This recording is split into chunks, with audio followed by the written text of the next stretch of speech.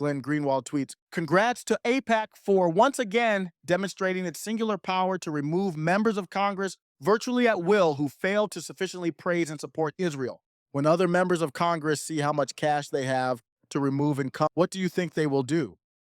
End quote. In the wake of Cori Bush's primary defeat, Glenn went after the American Israel Public Affairs Committee's influence in American politics.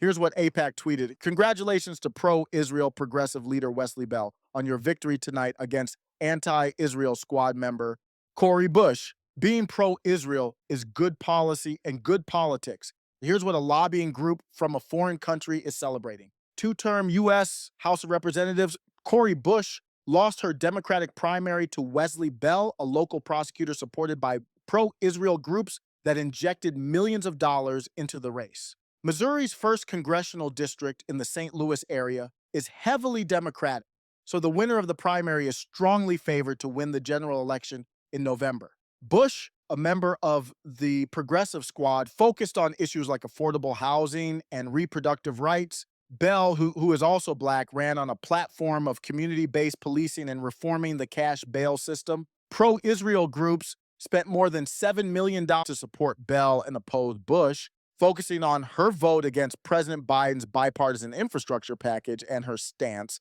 on Israel. Now let's look at your typical conservative influencer's reaction. Juanita Broderick tweets, "Ghetto trash Cori Bush defeated overwhelmingly in her primary. Thank you, Missouri."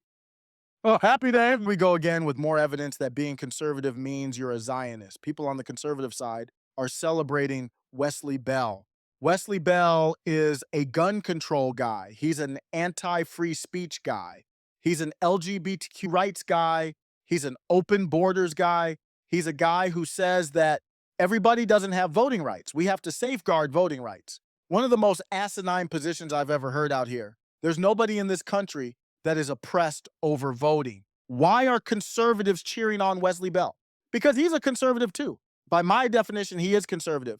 It's because he says we have to be reliable partners with Israel. He's a Zionist. That's why they are cheering him on. It's because he said it's offensive to me to say you would say that Israel defending itself is a genocide. He doesn't call it a genocide. That's why these conservatives are cheering him. Cori Bush is a clown. I have literally put her in clown face on videos and thumbnails before. She is a buffoon. She is a walking embarrassment to this country. She is a race-baiting, unintelligent, very typical black woman, overweight, and believes the world revolves around them. You could be talking about free speech online and it's about the blacks with her. You could be talking about immigration, and even though that hurts everyone, including blacks, she'll make open borders about being black. You could be criticizing LGBTQ idolatry. She'll make it about the blacks. You could try to tie your shoelaces. She would make it about the blacks. But here's the thing. At the end of the day, I will never support a foreign country laundering money, not registering as a foreign agent, and manipulating our elections. We've got problems in this country, and it's up to us to handle them. We don't need China involved. We don't need Israel involved. The United Democracy Project spent about $8.5 million